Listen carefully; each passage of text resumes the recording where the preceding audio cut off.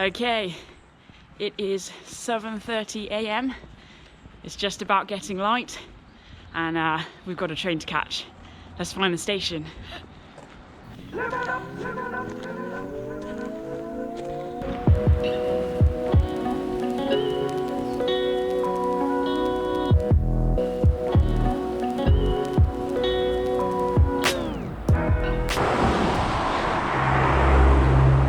Running with a pack is never fun. Station's just up ahead. Oh.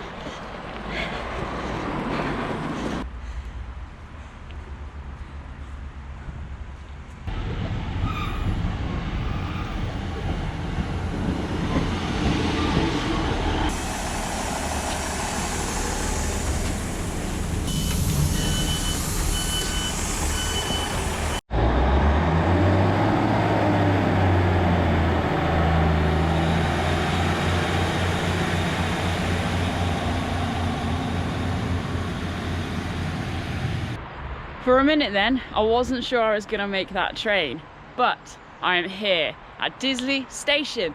Just behind me is the railway line that connects Disley and some of the smaller villages to Manchester and Manchester Piccadilly Station. But why am I here? Well, this is why I'm here.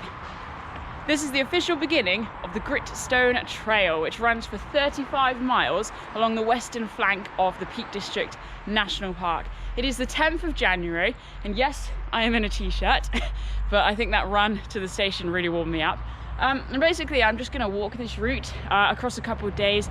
No idea where I'm going to today. I'm gonna just try and walk about 17, 18 miles, find somewhere to pitch up, just do a bit of wild camping. And then tomorrow I've got a train back from Kidsgrove, which is where the trail officially ends. I'll catch a train there and head all the way back home. So it's kind of a little micro adventure.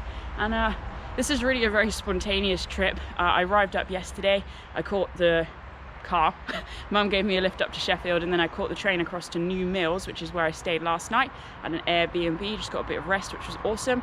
And as you saw, caught the train this morning, and here we are at Disley. So this railway network was built in sort of mid-1800s, and I'm very glad it's here because we're at the start of the Gritstone Trail. I don't think I need to say much more. I want to get walking. So it's just gone 8 o'clock. We can see the cloud is very low today, but today is definitely the better of the 2 days that I'm going to be walking. Unfortunately, we're not going to get the crisp sort of winter weather that I was hoping for. But we'll see how the cloud goes today. It might rise. We've got some hills to summit. I think the highest we go is about 400 or 500 meters above sea level. But we do about 1800 meters of ascent accumulatively through this trail. So we'll see how we go. Just going to plod along. Obviously daylight is limited. It's still getting dark at around 4:30. So just going to get moving and let's get some miles under our belt. Let's move. Oh, there we go. That's useful. Another talking point. This is the official G Trail sign that I'm going to be following. So you can see the G in the footprint and Gritstone Trail that way.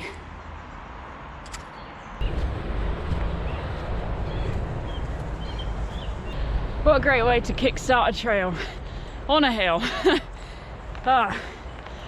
The trail climbed up a short slope away from the station before heading south along Green Lane. As I walked, I could hear a song thrush high up in the trees, filling the morning air with sweet tunes.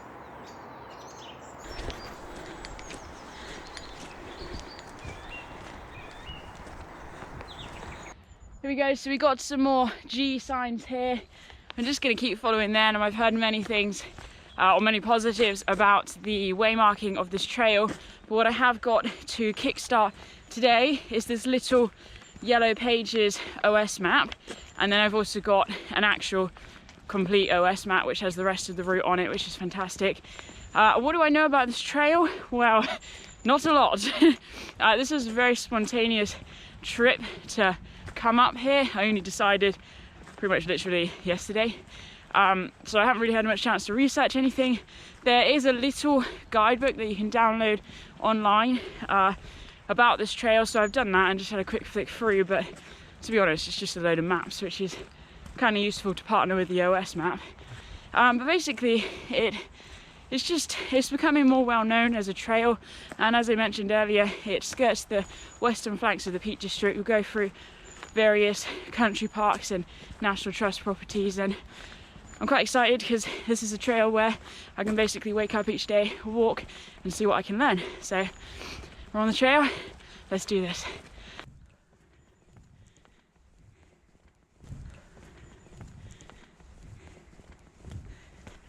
I've just spotted the first point of interest really on the trail, even though it's all the way over there. So that is Cage Hill, which is about 264 meters above sea level. And there's kind of a really big building on top of it that looks pretty grand, nice spiky turrets. And that whole sort of higher ridge runs up to Lyme Park, which is what we can see over there, which is the National Trust property that we're heading towards now.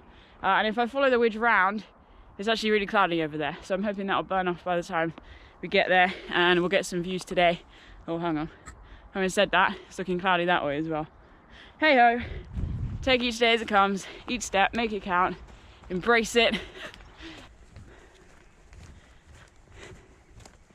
We've got this beautiful gorse flowers adding a little bit of colour to the landscape on a drab day like today. This yellow, it's like the sun grasping hold of the walls.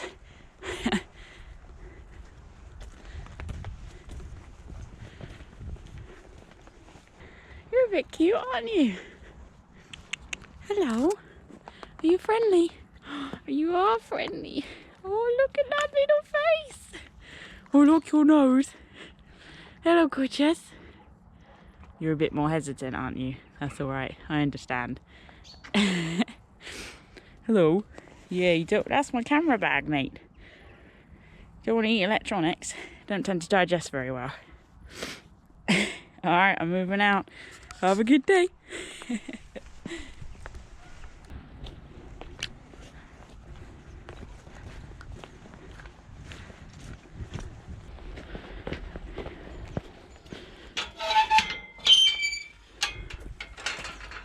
So we've got a little bit of mud here, and it's just kind of raised the question of what are conditions going to be like underfoot for the duration of this trail.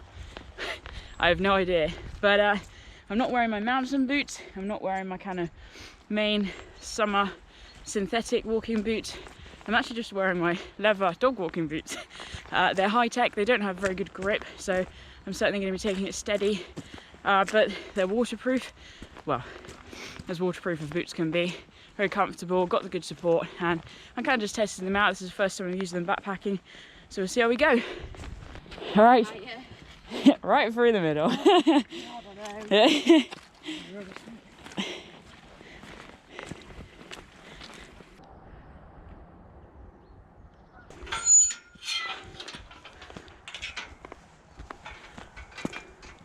we got this little split here. So we're not going that way. We're not going that way. We're going this way, heading towards Lyme Park and the common ground, which we can freely walk across. This isn't particularly relevant to the walk, but I want to put it out there just so you're getting the full picture of what I'm doing. So at the moment what I'm filming on is a GoPro Hero 7, pretty much as it came out of the box with regards to settings, and I'm basically just wanting to test it. I'm already aware there's a bit of a glitch when it comes to panning. It tends to stick, so you might not see many panning GoPro shots. I'm waiting for GoPro to release an update so we can fix that problem. Also realised the saturation sometimes looks quite high, the brightness isn't necessarily always where it should be. So I just wanted to apologise from the word go really, if you feel the quality of this footage isn't up to where it usually is.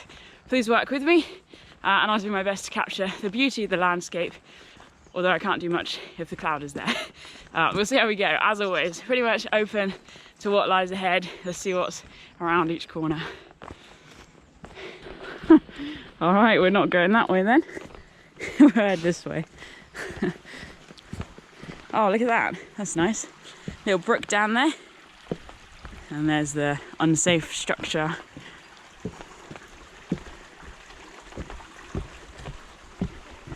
Just spotted this woodpecker hole in the tree up ahead. Obviously it's not quite nesting season yet, but that was probably from last year's season. Good spot.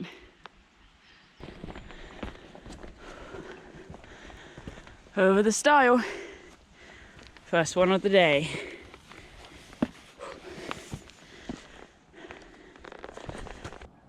Okay, so I've reached a junction in the Gritstone Trail. Just behind you is a three-way sign, and basically I have an option. I can either head directly up that track to the top of Lyme Park, or I can head this way to, which is pretty much directly south, to a little track, so Cocknall, pick up the track, walk around a disused quarry to a little section called the Bowstone Gate, and in kind of archaeological writing on this OS map is bowstones.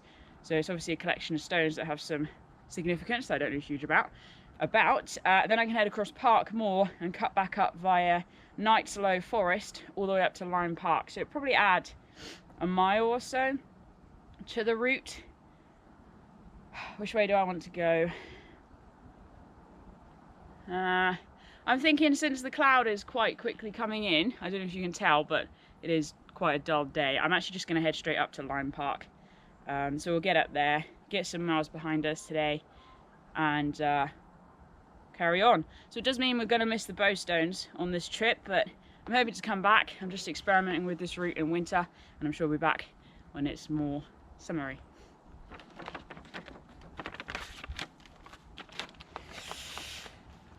Let's go.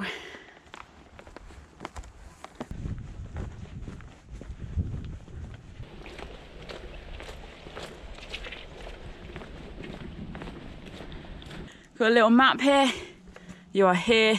So we're going to head up to the main house, toilets, car park, all of that, and work our way across. And what we can see here, oh look, there you go, there's the Bowstones entrance. Kind of already regretting not going there. Oh look, Gritstone Trail. What am I doing? Never mind. Honestly, I'm useless at making decisions. I'm turning around. I'm going back to find those bowstones. I'm not doing this trail for nothing, so I want to see as much as I can see. So, backwards to the junction. We're going to follow the alternative route to the bowstones and then up to Lyme Park. Let's do this. There we go. Junction style, Gritstone Trail. Kind of gonna go that way, I think. Let's see how we go.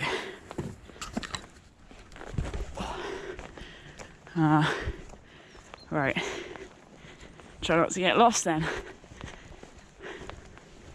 Seriously loving these trees. They're amazing ash trees, already budding. Just reaching up towards the sky, begging the sun to come out. Oh gosh, I ought to look down more often. Great.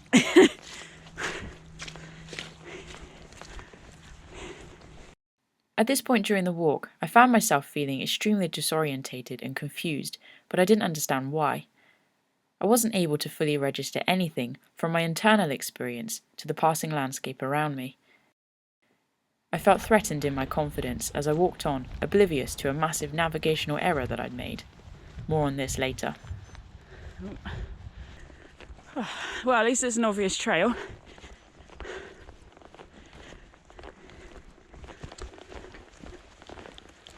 Got the remains of some structure there. I don't know whether it's an old wall system. There's a little building up there and a little stream down here.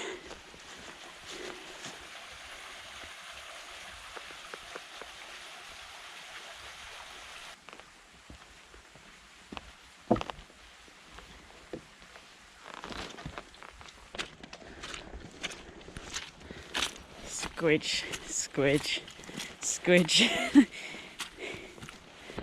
Okay, so we've got a road up ahead. I'm hoping this is the road I want anyway. It looks bigger than I expected, and I thought there was supposed to be a junction here.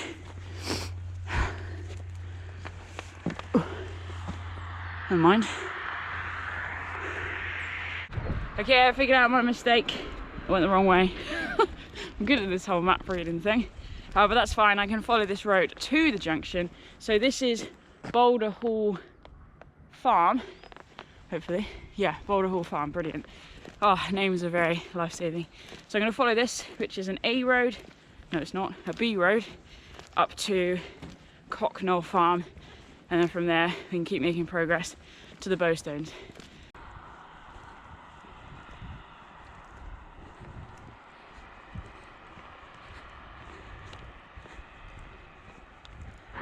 Here we go, Cocknell Farm that way, so we should have come out there.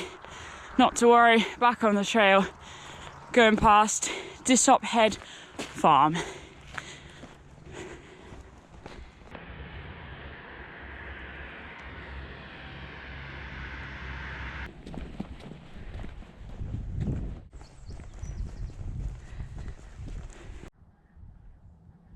Oh, hang on a minute. What the flip have I done? Oh, what a complete mistake. Okay, do you want to hear this? Doesn't make you laugh or cry, depends on your character. I have completely messed up. So basically, you know where I chose to turn around and come back along this way to go to the bowstones and then cut up to Lyme Park? Well, basically, I should have carried on to Lyme Park because the route does a circle, and my intention was to do the circle backward and end up where I started. What an absolute mistake. I think it's because I'm on here and there's so many trails in this area and they're all diamonded and the G trail marking isn't actually that obvious. Having said that, I should have just opened up the whole map and sort of thought it out a little bit more. I think it just shows how tired I am. Never mind. So what this means then is we are heading the right way, but it means we've skipped Lyme Park, which is a huge shame because Lyme Park, this whole estate up here to my right, just checking I've got that right, I'm doubting myself now. This is basically, as I mentioned, a National Trust estate. It was given to the National Trust. It's almost 1,400 acres of deer park, there's 15 acres of pleasure gardens, and there's the largest manor house in the whole of Cheshire, and I'm missing that.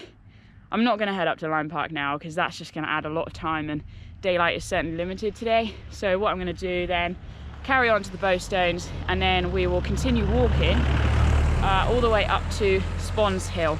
So we're just going to carry on along the trail and then that takes me to the end of this map and I'll bring out the OS map. Just a bit disappointed in myself really, but never mind. All of these, you know, time outside, time on the trail, it's all about learning, all about practice. And to be honest, you know, up at the top of Lyme Hill, the cloud is down. It's below 300 meters easily, so I wouldn't be able to see much, but it would have just been nice to see the manor house. Never mind. Next time, I think we'll come back in the summer. Onwards. All right, these bowstones better be worthwhile with this trouble.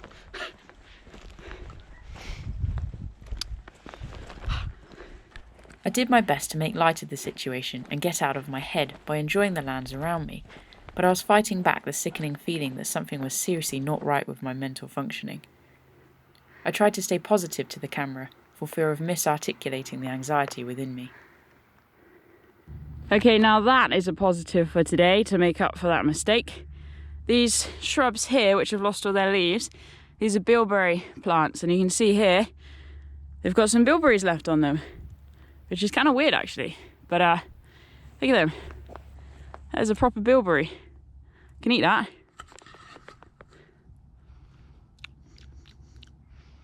Woo, bit sharp. Pretty good though. Vitamin C. Free food.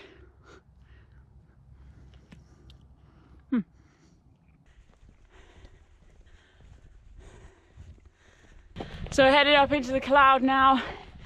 Still following this road. Yet to find the bowstones. Just sort of trying to take it steady really.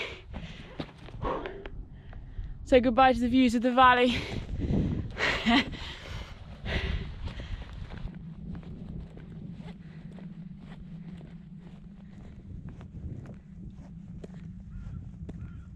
So we've been well and truly enveloped by the mist.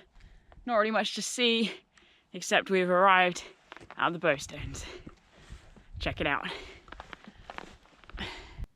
The bowstones are believed to be the remains of 2 Saxon crosses dating to around the 10th century.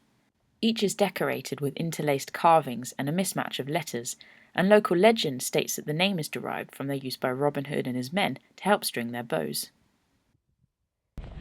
So that there is where we should have come out had we been up at Lyme Park. And thank goodness for the sign, because I don't feel like I can rely on myself. We're headed this way. So we're off to the top of Spons Hill, at 410 meters above sea level. Morning, all right.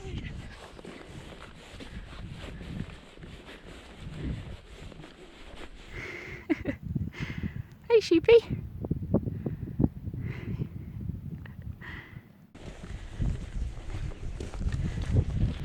Gosh, this really is quite something. Feels like it could be anywhere. Dartmoor, Exmoor. But no, I'm in the middle of Cheshire.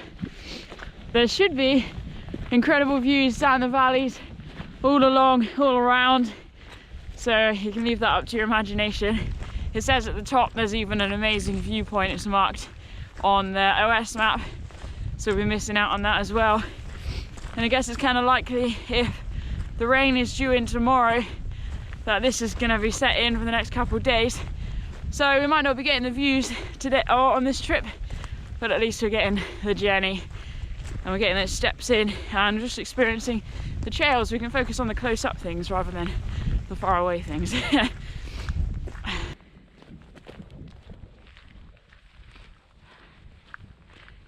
Little bit of a detour. Main path goes that way.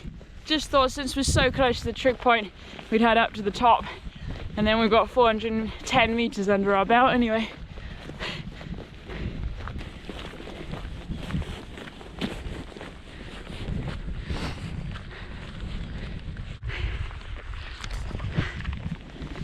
Boom.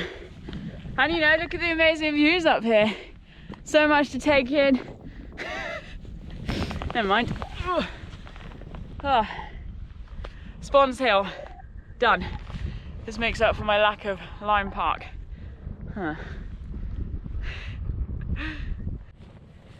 Spons Hill is actually the highest point on the trail and is meant to boast fine views over Kindiscount and south along the trail itself.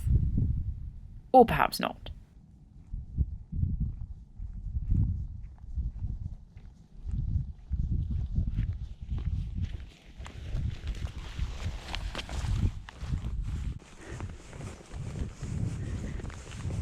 We have dropped down out of the gloom into more gloom, although it's considerably brighter.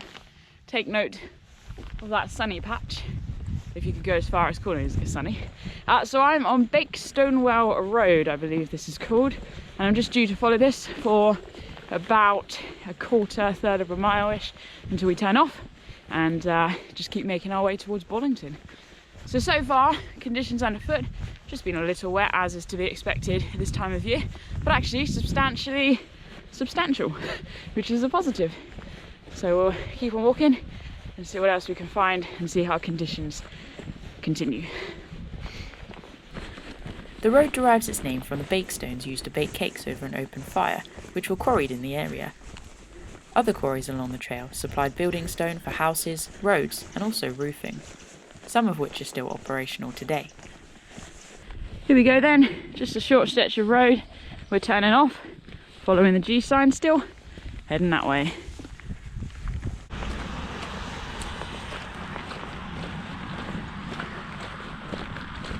Oh my goodness, the sun really is trying to burn through. And check it out, up ahead, you can actually see something.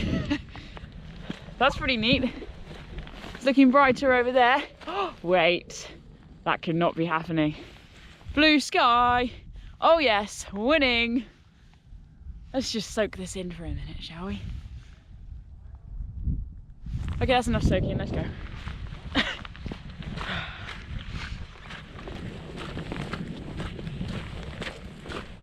So whilst I was soaking up the rays, I nearly missed the turn off. So we've left the track, which is just over there, and now we're heading in a this way sort of direction through the fields. Wait, why is that there? Ugh. Cool. Little shell. I don't know, maybe it was dropped by a bird or something.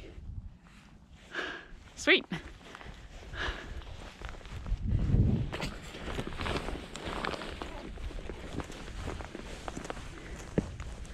So just come out from that little gap in the wall and heading up this way. Still following the signs, which have been all right so far. Across the cattle grid.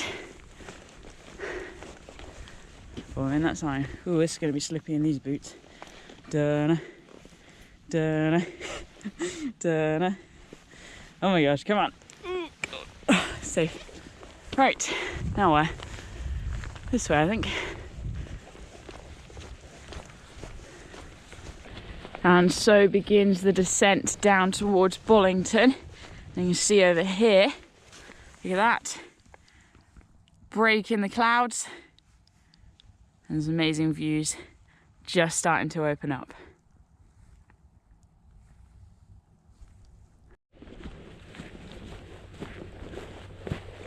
Okay, so I've just come across this public right-of-way closed, which actually looks like it's been there for a fair old while. And that is the way I want to go. Now I could follow this track and it could pick up a little road, but I think I'm just going to chance this. Let's go.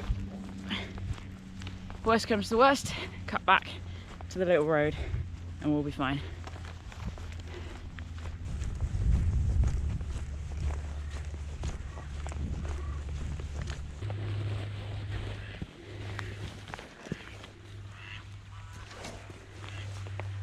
Nice little ponds there with the ducks making the most of the water.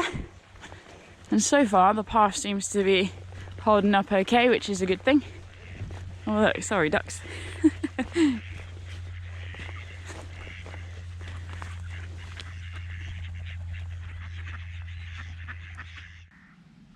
Maybe you spotted me. There's a great spotted woodpecker drilling on the trees somewhere close by. Although I think he's headed off now. Just love that quick burst of taps against the tree and then the silence.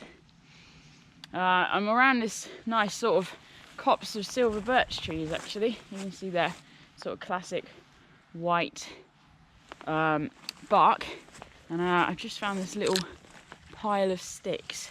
And there we go, there's the woodpecker. I've been looking for a stick all day, and this one, if I can get it off, looks like it has my name on it. This is my stick until I find a better one. There we go. It's just nice to have a bit of support, keep me upright. Welcome to my life, stick. Ooh, that's a nice stick too. It's a bit heavier, a bit more substantial. Maybe this might be my stick. Oh, the problems of being a backpacker, honestly. I went for the first one until I find another. This is my stick.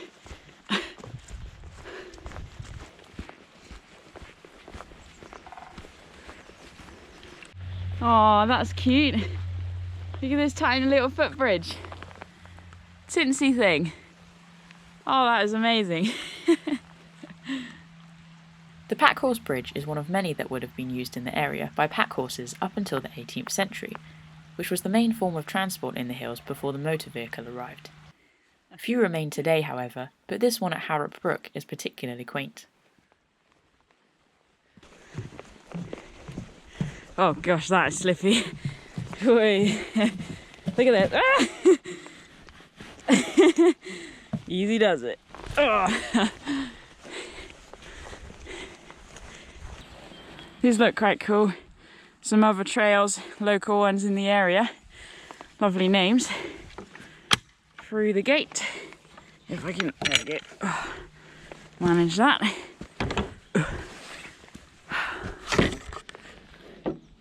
Damaged footbridge. Oh, obviously it's not too bad.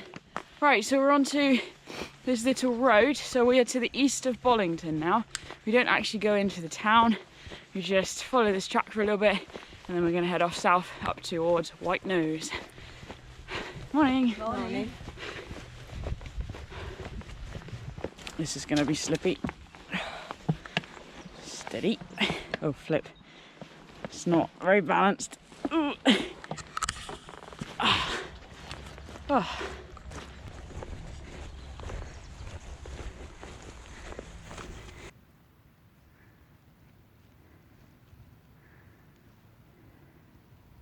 Okay, so if I wanted to head into Bollington, I would go that way as the signs direct, as that car is going to.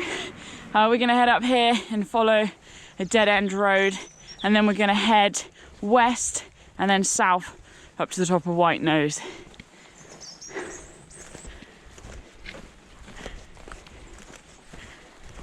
So I saw a sign back there at the crossroads that there was a tea room up here.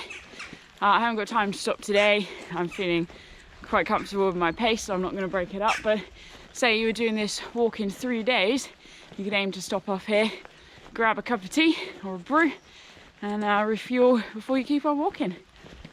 Oh, hey, little pony. It's just starting to rain, isn't it? Why is it raining? Hey, do you like the rain or do you prefer the sunshine? Tea rooms, that way. Footpath, that way. So yeah, if you fancy stopping off, head that way. Don't know what it's like. Enjoy.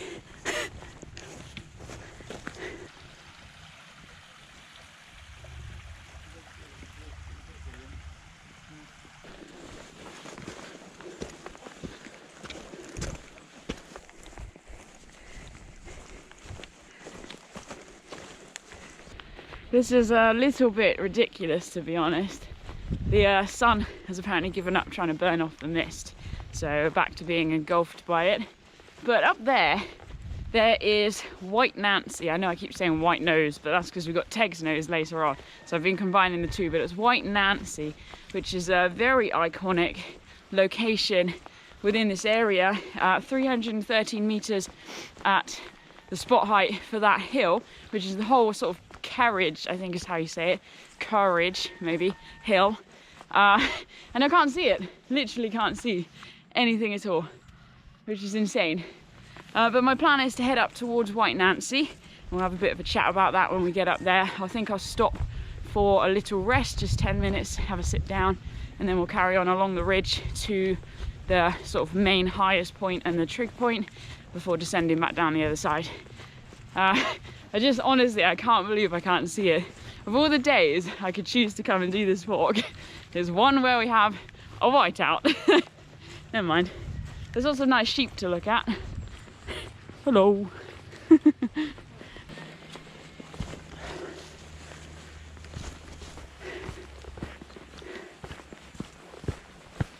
Okay, so I've just changed my mind, as I often do. It's trying really hard to rain, so I'm going to stop whilst I'm at a lower level, which means I have to walk uphill with some food in my belly. We've got this nice bridge here, and this beautiful river, which gives us a nice little backdrop to have some food in. The River Dean rises at Macclesfield Forest on the western edge of the Peak District. Together with a number of tributary streams, it is impounded by a dam at Lamelord Reservoir. Here, where I had my lunch, however, the river flowed on peacefully, unaware of the apparent dead end it was heading towards. Right, so we're leaving that lovely spot behind, and we're going to start to make our way up to the top of White Nancy. It's temperature's dropping actually, and the cloud is getting denser and wetter, so I'm just trying to make sure everything is got covers on, because it kind of just is like this drizzly rain that makes everything wet.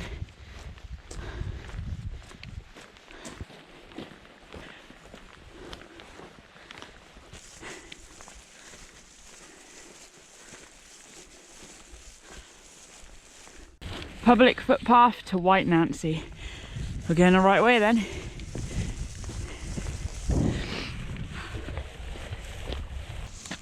Hello. Say hello. Oh, look at you. You're a bit nice.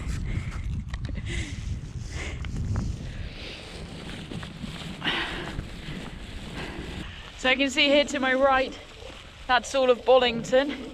Obviously can't see the whole settlement, but it looks quite industrial actually. And there's a church right in the middle. So this is where we leave the track and we begin the ascent up to the top of White Nancy. And you see, Gritstone Trail. Pretty neat. The climb up to White Nancy was a little steep, but wonderfully short, so I made good time up to the top. And there she is, White Nancy herself. Ah, boom, done. White Nancy, top of Kerridge Hill. Not sure I'm saying that right, but we're here anyway. Looking out over Bollington, or not. It's just a vast whiteness. But as I said, this is White Nancy, so it was built in 1817 by John Gaskett, and basically to commemorate the victory at the Battle of Waterloo. But the naming is still a bit of a mystery. It's thought to either be named after his daughter or after the lead horse that pulled this massive thing to the top of this hill. Feel sorry for that horse. But as you can see with me walking around, there is no entrance to this. There was when it was originally built, but it's all been blocked up, and now it really is just this massive white blob, which would stand out on a lovely sunny day, but it blends in quite nicely today.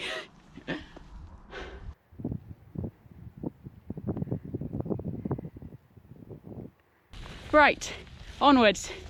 Goodbye, White Nancy. We're headed along the ridge. Let's do this thing.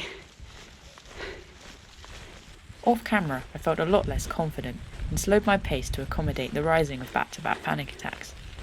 I didn't know why I was feeling so unwell. My chest was tight and my throat filled with pain as I held back tears, realising that my mental health was not in a stable position.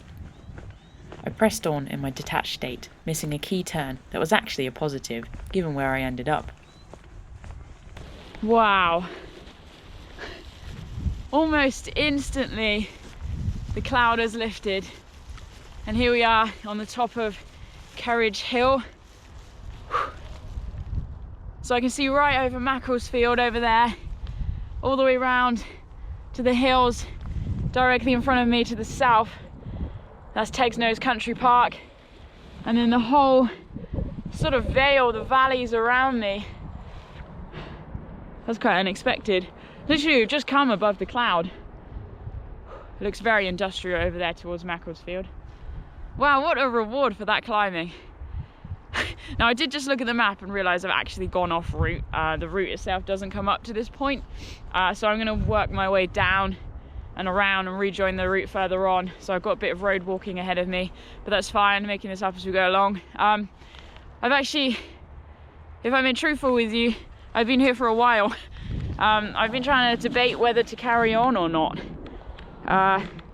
Obviously the cloud's sort of lifting a bit now, but I just feel a bit disappointed in the sense that I haven't been able to show you the immensity of the views around us because it's just been this whiteout with the cloud. I mean, you can just see now, like, how vast the view should be, and especially that way to the east we should be able to see pretty much over the entire Pennines, or well, certainly the entrance of it. Pennines, sorry, Peak District, but yeah, the Pennines are around as well. But this should just be like far-reaching views, and you know, at the top of White Nancy, and I didn't get up to the top of Lyme Park, so I'm finding myself struggling a bit right now with a decision. And if I'm wanting to pull out and come back for another day, which I can, then the best option would be to head down into Macclesfield and catch a train, or to meet my mum at Tegsnose Country Park because she is in Redditch near Birmingham, so that's kind of handy. So I'm just going to stay here for a little bit. I'm aware that I've only got a few hours till it's going to get dark. I need to make a decision, but I wanted to be completely honest that I'm absolutely loving it out here. Like, I'm loving the physical aspect of just walking all the time. I'm loving still being able to film this with you, being able to share this, but something is not sitting right with me about carrying on, and I don't really know what that is. I don't know whether it's because tomorrow is due to be pretty bad weather, but then I've walked in bad weather before, so I think I just need to be sensible, make a good decision, and I'll keep you up to date with that. Actually, just before I sign off with that, like, what I'm fighting, my biggest fear is regret. Now, stopping is not failure because I've still walked however many miles today. I still made it to this point. I'm going to come back anyway regardless and do this trail because I want to do it in nicer weather. It's not failure to stop right now. And I'm trying to make sure I don't feel like I'd be failing if I stopped, and have that as my motivation to push on, because that's not right. Like, I'm here for my own experience, and whether that means I'm walking for a day or two, it doesn't matter. I need to be open to that and open to what I can learn, and be kind to myself and gracious to myself in this decision-making process. So, all right, thinking time. Let's let the view inspire me one way or another.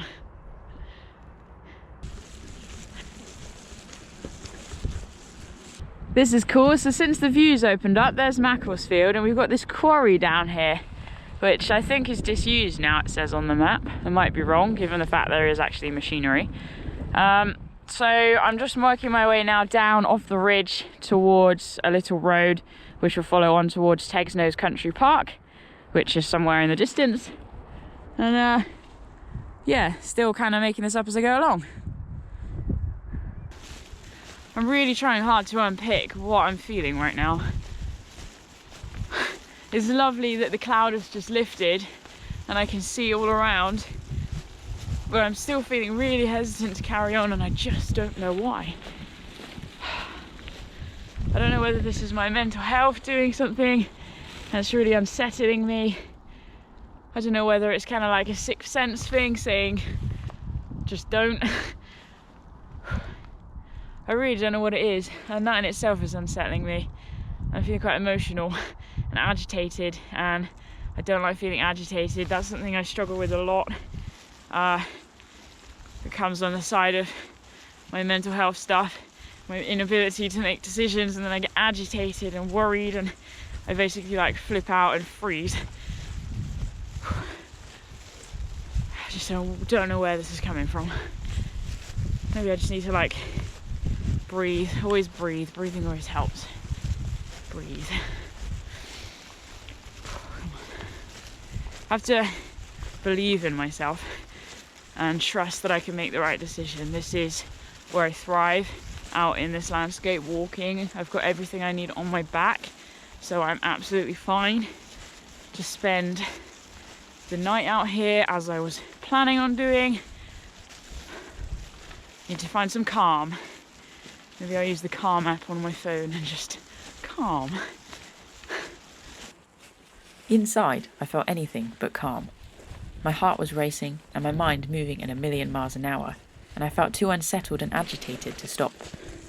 I kept trying to convince myself that it was the weather that was putting me off, but I knew this was a poor excuse. I felt unsafe in my own hands and was battling with dark voices that were arguing with and belittling me, aggressively pushing me this way and that. I did my best to keep on keeping on, but wondered at my motivation.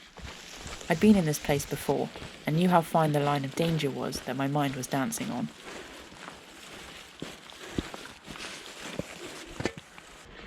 Oh, come on. I'm not going to fit through that. Hang on a minute. Climb up the fence. Put that past my butt. Fall down. We're good. Whew. Right, down the other side then. Still moving. Still unable to make a decision. Oh, that's slippy. Look, there's actually a view. Oh. I finally decided to speak to camera about the truth of what was going on, but struggled to collect my thoughts and make sense of what I was saying. I'm not really getting any of this on camera, to be honest. I've just stopped here again for another 10 minutes, just sat here, well, stood here, just calling. I called Mum and my dad and my friend. I think this is my mental health. It comes in all stupid shapes and sizes, and it really knocks me back. It makes me doubt myself. Basically, I'm just agitated, and therefore when I'm agitated, I just need to run, like I need to do something drastic, and the only drastic thing my head is logically saying is, okay, well, pull out of this walk, get back, go, you can't be here, you're not safe. But I am completely responsible for myself right now, and I'm basically trying to drill this back down to the root of why I'm here. What am I wanting to achieve? I'm wanting to achieve this walk. I'm wanting to get some wild camping in. I'm wanting to shoot this film for you guys. Like, this is ridiculous. Like, this is what I love to do, and yet I get these blips that are just agony. But this is the reality, and this is why I come outside, because if I was having this situation at home right now, I would be a lot more worse for wears. I could be in quite a dangerous situation, if I'm being really honest. And I know right now, like, externally I look fine, there's nothing visibly wrong with me, but internally, in my head, I'm in absolute agony. I just want to cry. I'm trying not to at the moment. But I'm still walking, I'm still going, and I think that's what I'm going to do. I'm going to carry on. My goal right now is to get to Tegsnose Country Park, so that's coming up. Obviously I'm not even on the trail right now, since I took that wrong turn. But when I get to Tegsnose, sorry about it, there we go, there's a visitor centre, and I'm going to go there. Hopefully there'll be a cafe or something, and I'll have a cup of tea and calm down, and then I'll keep walking. That's the plan. Just keep walking, one foot in front of the other, keep breathing. We can do this.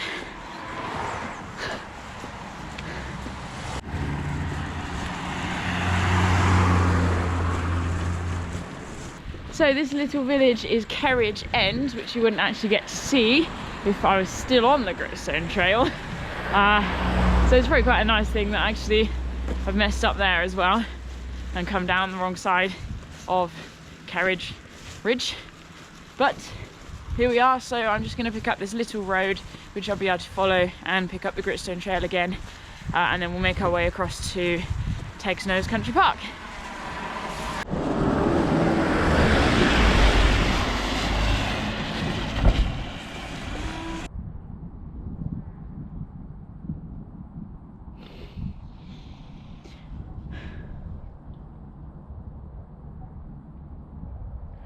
I've literally no words to describe what I'm feeling right now.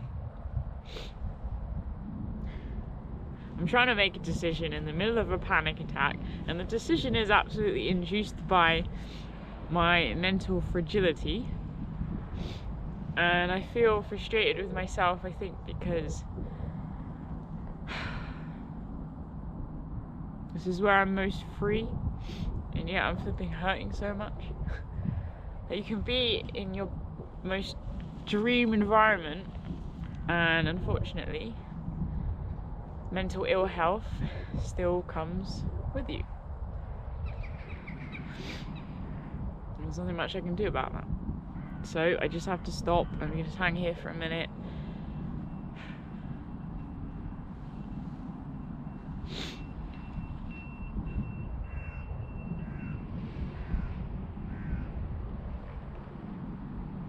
Just don't know what to do. I really don't know what to do.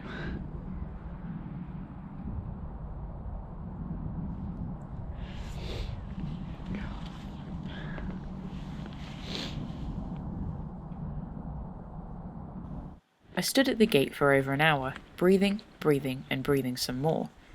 But despite the breaths, I felt I was suffocating, sinking under a bed of stone, weighed down and intimidated by something beyond my control. My decision to step off the trail was a first, but I identified that my reason for carrying on was more cemented in stubbornness than compassion, and that it took more courage for me to leave the trail unfinished than to plough on blindly. I was not well, and I needed to get to a safe place where I could reconnect with myself again. This time, that wasn't meant to be on the road. Spending time in the wild is usually a hugely healing process for me, but on this occasion, I needed to be on home turf. To breathe in the views familiar with me, to sing with the birds that wake me, and to smile at the lands that hold me. I didn't need to move and keep chasing moments, but to be still and find my place in the present.